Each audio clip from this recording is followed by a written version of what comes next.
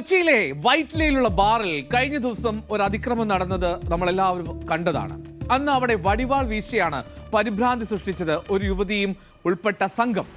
യുവതി ഉൾപ്പെടെ 3 പേർ അന്ന് പോലീസ് പിടിയിലായിരുന്നു. ആ യുവതി ആരായിരുന്നു? മോഡലായിട്ടുള്ള അലീന, ഔറംഗസേബ് എന്ന ഗുണ്ടാ നേതാവിന്റെ പെൺസുഹൃത്ത്. അവർ പറയുകയാണ്, അന്ന് വീശിയത് വടിവാളല്ല, കളിപ്പാട്ടമാണ്.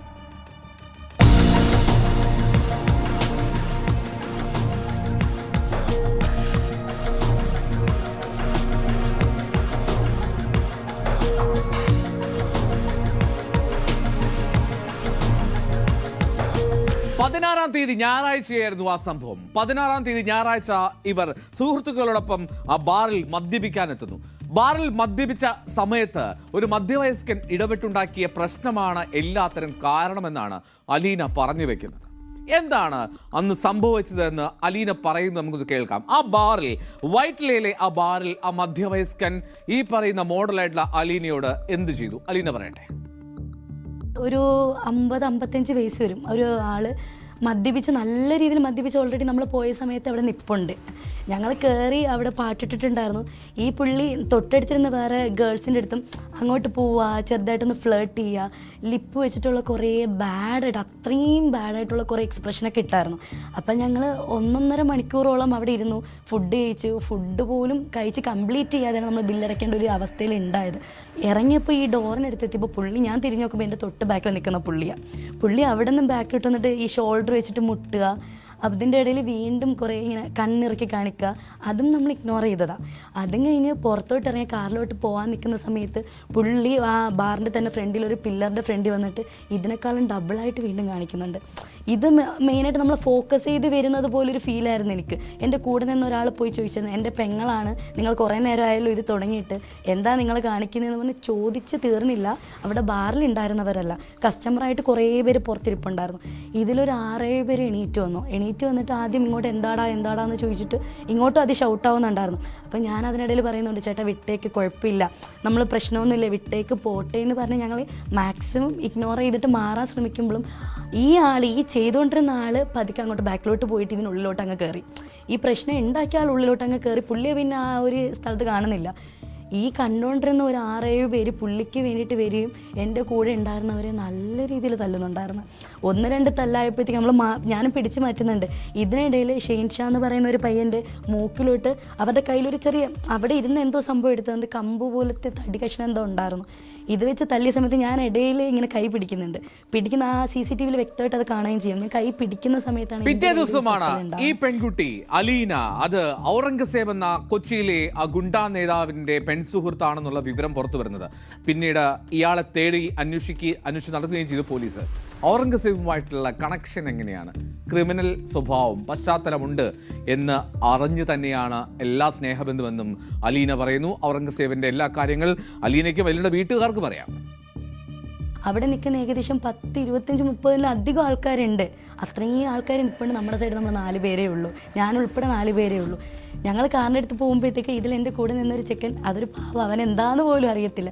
ഡിക്കി ഓപ്പൺ ചെയ്യുന്ന സമയത്ത് നമ്മൾ ഈ മേളയിൽ പോകും, മറൈൻ ഡ്രൈവ്, അതിൻ്റെ CCTV എടുത്താൽ അറിയാൻ പറ്റും. ഈ 16-ാം തീയതി ബാക്കിലോട്ട് അടിച്ചിട്ട് 4 ദിവസം മുന്നേ ഞങ്ങൾ മേളയ്ക്ക് പോയായിരുന്നു മറൈൻ ഡ്രൈവ്. അവിടെ ഈ ടോയ്സ്, ഈ കത്തിയുടെ ആവട്ടെ, അതിൽ നമ്മുടെ വണ്ടിയിൽ ഈ ടോയ്സ് ഒരുപാടുണ്ട്. ഈ ടോയ് കുറേ സാധനം നടക്കുന്നില്ല, അവൻ എന്താണെന്ന് അറിയാണ്ട് ഈ എന്തെങ്കിലും എടുത്തു കഴിഞ്ഞാൽ ഇവരൊന്നും പിന്മാറില്ല. കാരണം എൻ്റെ കൂടെ വന്ന എല്ലാവരുടെ ഫേസിൽ നിന്ന് ബ്ലഡ് അത്രയും ഉണ്ട്.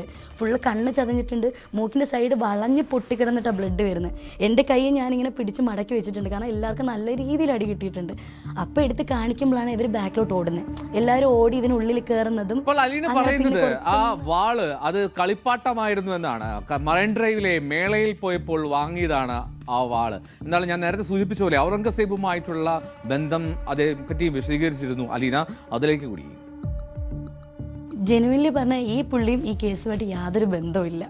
പുള്ളി ഈ പ്രശ്നങ്ങൾ കഴിഞ്ഞ് ഈ ഔറംഗസേബ് എന്ന് പറയുന്നത് എനിക്ക് അത്രയും വേണ്ടപ്പെട്ട ഒരാളാണ്. പുള്ളിക്ക് ഒരുപാട് ബാക്ക്ഗ്രൗണ്ട് ക്രിമിനൽ കാര്യങ്ങളായിട്ട് ഉണ്ടെന്ന് എനിക്ക് നല്ല വൃത്തിക്ക് അറിയാം. എനിക്കാവട്ടെ എൻ്റെ ഫാമിലിക്കാവട്ടെ നല്ല വൃത്തിക്ക് അറിയാം. പക്ഷെ ഞാൻ ഇപ്പോഴും താമസിക്കുന്നത് പുള്ളിയുടെ ഫാമിലിയുടെ കൂടെയാണ്. ഈ സംഭവമൊക്കെ കഴിഞ്ഞ് ഏറ്റവും അറ്റ് ദ എൻഡ് പോർഷനിലാണ് എൻ്റെ കൂടെ നിൽക്കുന്ന ആളെ വിളിച്ചിട്ട്, ഇപ്പം അലീനയുടെ കൈ ഇങ്ങനെ പൊട്ടിയിട്ടുണ്ട്, നമുക്ക് ഹോസ്പിറ്റലിൽ പോകണം. അപ്പോഴും പുള്ളിയോട് നമ്മൾ കാര്യം പറഞ്ഞിട്ടില്ല.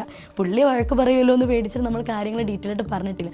പുള്ളി വരുമ്പോഴാണ് ഈ കാണുന്ന നമ്മൾ ഈ ബ്ലഡിലൊക്കെ നിൽക്കുന്ന പുള്ളി. അപ്പോൾ നമ്മളൊന്നും കാര്യം അന്വേഷിക്കുന്നില്ല. നമ്മളെ ഹോസ്പിറ്റലിൽ ആക്കുന്നതും പുള്ളിയാണ്.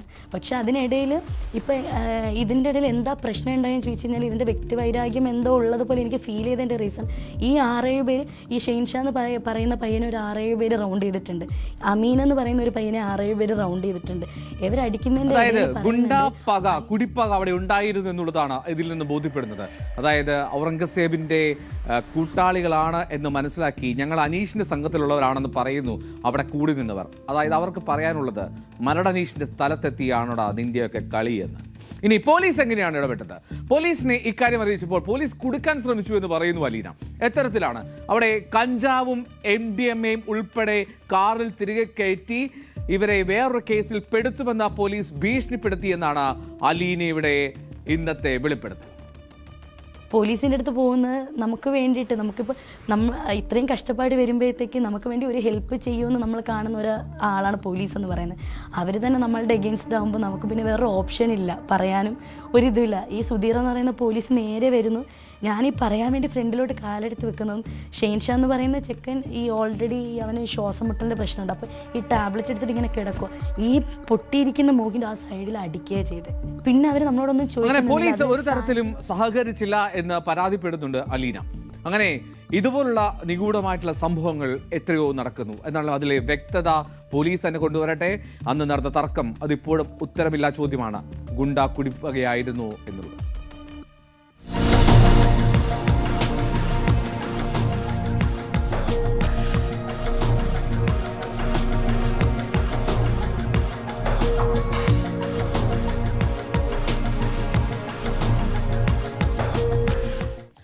ആ കുപ്രസിദ്ധ മോഷ്ടാവ് ബണ്ടിച്ചോർ കേരളത്തിലുണ്ട് കേട്ടോ. അത് ഓർത്തു വെച്ചോളൂ. എന്നാണല്ലോ നിലവിൽ പോലീസിന്റെ കസ്റ്റഡിയിലാണ്, റെയിൽവേ പോലീസിന്റെ. കൂടുതൽ കാര്യങ്ങൾ ചോദിച്ചറിഞ്ഞു വരുന്നതേയുള്ളൂ. എന്നാണല്ലോ ഇത്തരം നിഗൂഢമായിട്ടുള്ള കാഴ്ചകൾ, വർത്തമാനങ്ങൾ അവസാനിക്കുന്നില്ല. ഇനിയുമുണ്ടാകും. 20th അവർ വീണ്ടും നാളെ രാത്രി 20 മണിക്കൂറിൽ.